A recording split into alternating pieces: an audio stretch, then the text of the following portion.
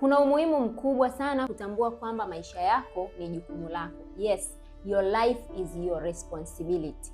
Kwanza kabisa, maamuzi yako yanabadilika. Utakuwa unafahamu kwamba nikifanya maamuzi mabaya yatakuwa na madhara kwangu, lakini pia nikifanya maamuzi mazuri yanakuwa na faida kwangu. Kwa hiyo utakuwa makini sana katika hilo, kwa sababu unajua it is your life, it is your responsibility.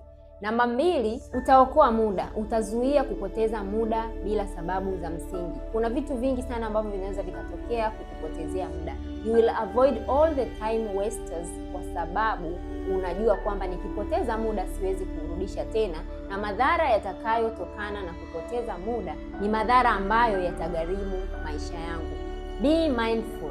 Ukijua kwamba maisha yako ni jukumu lako, lazima utatumia akili sana katika kila jambo unalolifanya.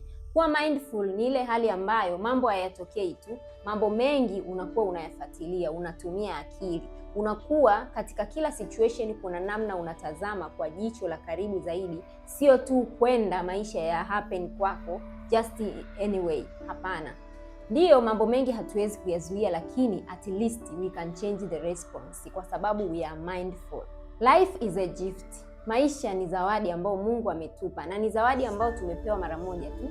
Zawadi hii haidumu milele na sio ya miaka mingi sana. Kwa mfano, let's say tunapewa miaka 100 ya kuishi, sio miaka mingi sana. Tusipoteze muda, kwa sababu muda ukipotea haurudi. Tujitahidi sana kuitunza na kuilinda zawadi ya uhai, kwa sababu that's the most precious gift that we have from God. Thank you so much for watching. Take care of yourself, your life, your responsibility.